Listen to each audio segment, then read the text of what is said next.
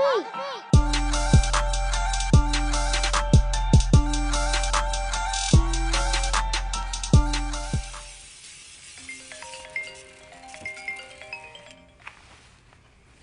Yo, where we at today?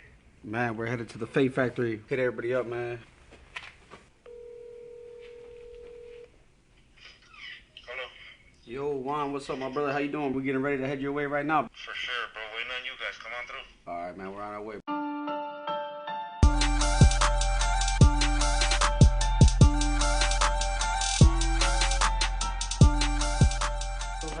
You're watching Mr. Superior. I'm right here with Juan. How's it going? I'm Juan with the Fadefactory, 5747 West Grand Avenue.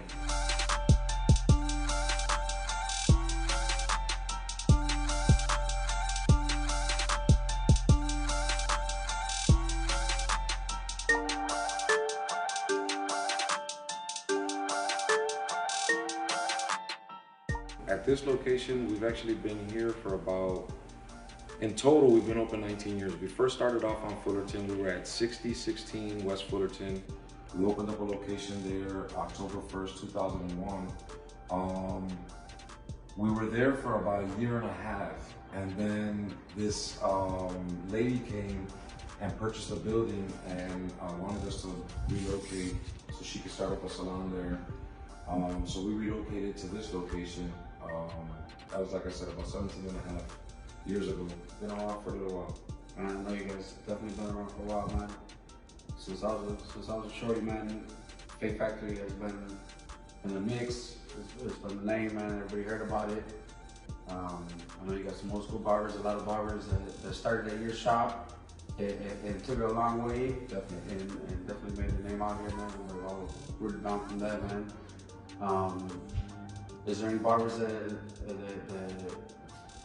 know that started off with you, man, and really took off with it and opened their own shop or doing the thing? Wow, when you ask that, it's almost hard to even keep it to a small answer because it's been so many. Like I love that part of the industry and I love that part of our history, that we've had so many great talents come through our doors and create their own clientele and their own even legacy.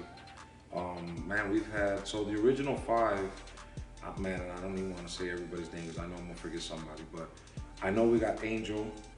He's the original barber that started off with us here. I know we had Byron. I know we had Eddie. And I think we had two other guys that I don't off the top of my mind. I know we had Brandon that worked over at Hector's for a number of years, and he also worked at another location. But so we've had quite a few people come through here. Bobby that works over, I think he works over at Platinum Phase now, but Bobby was a legendary barber in the game. Ant the barber, he opened up his own location, First Class B. He's rapping and doing his thing real big. I think he's just releasing an album, as a matter of fact. He started off, he was a barber with us, I think when he was 17 years old or something like that, you know, back in the early stages. Yeah. So quite a lot of people. Steph was a braider with us for a lot of years. She went on to, she's in nursing now.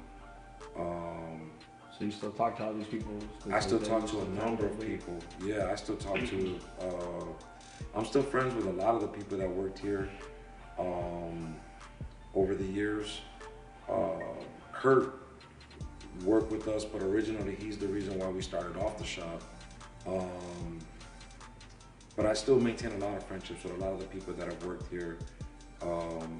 They all, you know, in a barbershop, you create that bond with people, you know, and it's really like a different type of a friendship and a relationship that you create with people. And I've always been one to try to hold on to those type of relationships because they're meaningful, you know.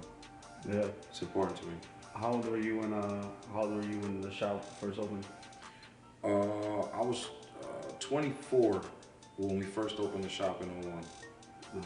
Yeah, so my buddy and I, my partner at the time, his name was Junior, we started the shop together.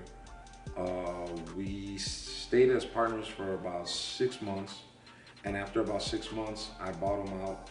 He went on to open up a car wash in Skokie that's still operating, and we dissolved our partnership. But then I went on to carry on the barbershop from there. So, man, you're young, man. You're super young, starting off, man. definitely.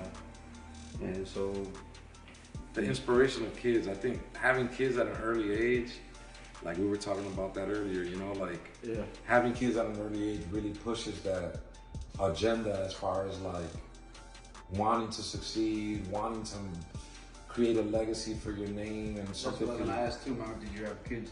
Some little kids when you're? Definitely. My first son, I had him, I was 18.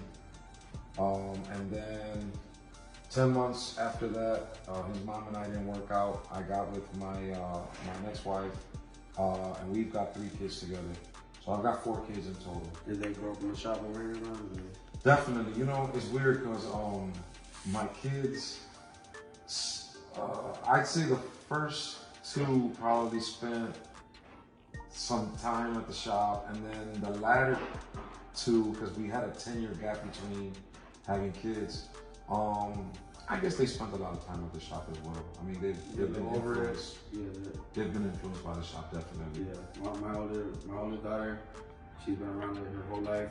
She's already over it, man. She's like, nah, I don't want to hang out at the shop. It becomes dad's job, you know what I'm saying? Yeah. It becomes like where dad has stuff to do, and Right. then you're not giving them their attention, so it's like, Do your sons?